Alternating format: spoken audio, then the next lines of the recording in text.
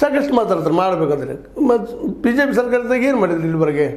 ಎಷ್ಟು ಮಾಡಿದರು? ಈ ಕಾಂಗ್ರೆಸ್ ಅವ್ರು ಎಷ್ಟು ಮಾಡ್ತಾ ಇದ್ದಾರೆ? ಎಲ್ಲ ನೆನಪಿಸ್ಕೊಂಡಾಗ ಕೃಷ್ಣ ಯೋಜನೆ, ಅದ್ರ ಜೊತೆಗೆ ಇನ್ನೊಂದು ಕಳಸಾ ಬಂಡೂರಿ ಆಗಿರ್ಬೋದು, ಇವು ಸಹಿತ ಹಂಗೆ ಉಳಿದಿದ್ದಾವ.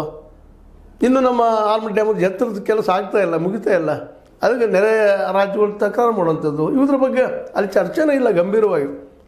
ಏನು ಮಾಡ್ತಾ ಇದ್ದಾರೆ ಏನಿಲ್ಲ ಅನ್ನುವಂಥದ್ದು. ಅದ್ರ ಜೊತೆಗೆ ಇನ್ನುಳಿದ ಅನೇಕ ಅದ ಹೇಳ್ತೀನಿ ನಿಮಗೆ ಆರಂಭದಲ್ಲ, ಮಾರ್ಕೆಟ್ ಒದಗಿಸ್ಕೊಳ್ಳೋದು ರೈತಗೆ ಅದು ನಡೀತಾನೂ ಇಲ್ಲ, ಅದು ಚರ್ಚೆನೇ ಆಗ್ತಾ ಇಲ್ಲ. ಈಗ ಮೇಕೆಜೋಳ ಸಲುವಾಗಿ ಸ್ಟ್ರೈಕ್ ನಡೀತಾ ಇದೆ, ಪಾಪ ರೈತರು ಕೇಳ್ತಾ ಇದ್ದಿಲ್ಲ.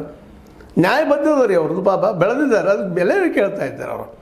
ಮತ್ತು ಅವ್ರಿಗೆ ಬೆಲೆ ಸಿಕ್ತಂದ್ರೆ ಅವ್ರು ಅದನ್ನು ದುಡ್ಡು ತಂದ್ರೆ ಮಾರ್ಕೆಟಲ್ಲಿ ಖರ್ಚು ಮಾಡ್ತಾರೆ, ಮಾರ್ಕೆಟ್ ಮೇಲೆ ಇರ್ತದೆ, ಉದ್ಯೋಗಗಳು ಇರ್ತಾವೆ, ಉದ್ಯಮಿಗಳು ಬೆಳಿತಾವೆ. ಒಂದು ಸಂಬಂಧ ಇದೆ ಇದು. ಭತ್ತದ್ದಾಗಿರ್ಬೋದು, ರಾಗಿದಾಗಿರ್ಬೋದು, ಗೋಧಿದಾಗಿರ್ಬೋದು, ಮತ್ತೊಂದಾಗಿರ್ಬೋದು, ಕಾಳುಗಳಿಗೆ ಆಗಿರ್ಬೋದು, ಅವಕ್ಕೂ ಮಾರ್ಕೆಟ್ ಇಲ್ಲ. 24 ಥರದ ಬೆಳೆಗಳನ್ನ ಬೆಳಿತೀವಿ ನಾವು, 25 ಥರದ್ದು, ಅವಕ್ಕೂ ಮಾರ್ಕೆಟ್ ಇಲ್ಲ. ಕಬ್ಬಿಗೆ ಮಾರ್ಕೆಟ್ ಕೊಟ್ಟಿವಿ ಅಂತ ಹೇಳ್ತಾ ಇದ್ದಾರೆ, ಅಲ್ಲೂ ಸಹಿತ ಸಾಕಷ್ಟು 4,500 ರೂಪಾಯಿ ಬರ್ತದೆ ಒಂದು ಟನ್ ಕಬ್ಬಿ ಬೆಳೆಯೋದಕ್ಕೆ. ಬೇಕಾದ್ರೆ ಚಾಲೆಂಜ್ ಮಾಡಿ ಮಾತಾಡುವಂಥದ್ದು ಬರಲ್ಲ ಡಿಬೇಟಿಗೆ. ಯಾರು ತಜ್ಞರಿದ್ದಾರೆ ಅದ್ರ ತಜ್ಞರಿದ್ದಾರೆ.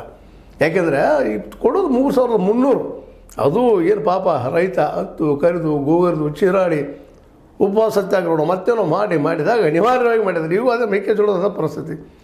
ಪ್ರತಿಯೊಂದಕ್ಕೆಲ್ಲ ಸ್ಟ್ರೈಕ್ ಮಾಡೋಂಥ ಪರಿಸ್ಥಿತಿ ಮಾಡೋದ್ರಿಂದ ಇವತ್ತು ನೋಡಿರಿ, ಮೊನ್ನೆ ರೈತರು ಪಾಪ ಕಬ್ಬಿಗೆ ಹೋರಾಟ ಮಾಡಿದ್ರು, ಕೊನೆಗೇನೋ 3,300 ಸಿಕ್ತು.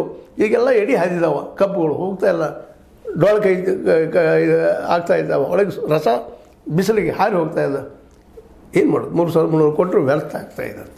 ಈ ಸಹಜವಾಗಿ ನೀವು ಕಣ್ಣು ನಡೆಸ್ರಿ ಎಲ್ಲ ಕಡೆ, ಇನ್ನು ಹೋಗ್ತಾ ಇಲ್ಲ, ಇನ್ನೂ ಅವಕಾಶ ಹೋಗ್ತಾ ಇದೆ. ಅಲ್ಲಿ ಮಾಡಿದ್ದಿಲ್ಲ ಕಳ್ಕೊಳ್ಳೋಂಥ ಪ್ರಸಂಗ.